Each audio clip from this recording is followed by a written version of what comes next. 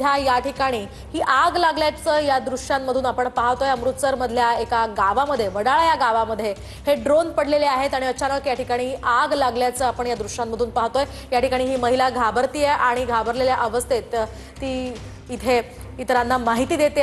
अमृतसर मधल्या एका वडाळा या गावामध्ये हे ड्रोन पडलेलं आहे। हे घर अगदी जवळच आहे आणि या घराच्या अंगणामध्ये हे ड्रोन पडलेलं आहे। सुदैवाने यामध्ये कोणतीही जीवितहानी झाली नाहीये, मात्र मोठं नुकसान या परिसरामध्ये याचं झालं असेल असा अंदाज येऊ शकतोय। आग विझवण्याचा प्रयत्न इथले स्थानिक नागरिक करतायत, त्या घरातले कुटुंबीय करतायत। एकूणच गोंधळाचं आणि भीतीचं वातावरण इथल्या स्थानिक नागरिकांमध्ये आहे। खरं तर आपण पाहतोय अमृतसरमध्ये कालच पोलिसांनी अलर्ट जारी केलेला होता। नागरिकांना स्वतःची काळजी घेण्याचं आवाहन केलं जात होतं, मात्र तरी सुद्धा पाकच्या या कुरापती काही थांबायचं नाव घेत नाहीयेत।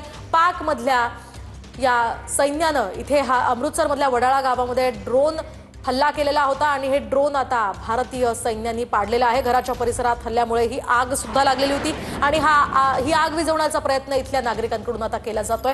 मोठं नुकसान बऱ्याच घरांचं सुद्धा झालेलं आहे, वाहनांचं नुकसान झालेलं आहे, काही दुकानांचं नुकसान झालेलं आहे, नागरिकांच्या वस्तूंचं नुकसान झालेलं आहे। एकूणच या सगळ्यावरून आपल्याला दिसतंय की पाक सैन्याकडून सामान्य नागरिकांच्या घरांवर लक्ष केलं जातं।